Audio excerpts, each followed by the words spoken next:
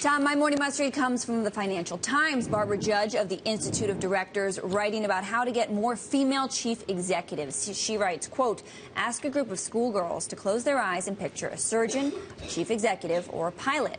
Then ask those who visualized a woman to raise their hands. Only one or two will go up, if any.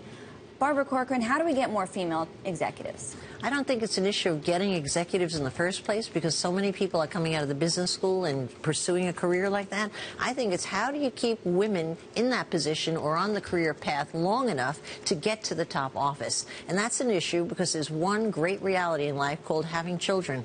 And believe you me, any woman who has a high-paying job and also is a mom at home at the same time can tell you how hard that is to juggle both. That is the real issue in the way of most career paths. The other thing is women are smarter than men. They get to a point and think, is this worth it? And the resounding answer is no, and they check out.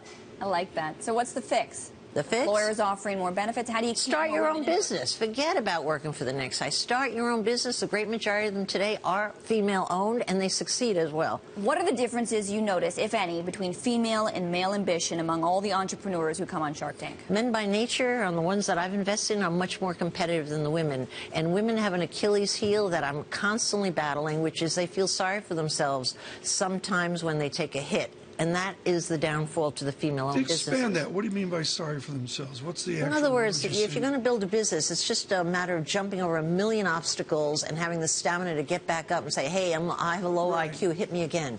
But women tend to pout a little bit more, lay back and think, oh, my God, oh, my God. While you're doing that, the next guy's running away. And overanalyze? No, they injure. They're more genuine than men. They're honestly...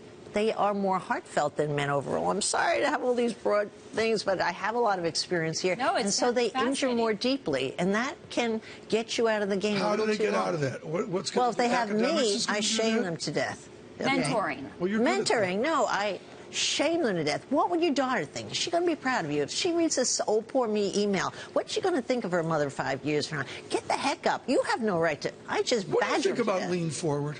Lean in. No, lean in, excuse me. Can I forward is I think it's a great phrase, and I think it's really, really true. But more than anything, I think it's a headset. It's a headset that you belong there, that you have the right to be there, that you have the right to push your way in the door. And so whatever you want to call it, let me tell you, it's controversial. I'm all for it because I think it's really true. You have to lean in, lean forward, and push your way when you have to. I lean in to argue with this man. Just forget it. You're not going to win with him. He's obstinate. Look at the way he looks. He looks like how he is.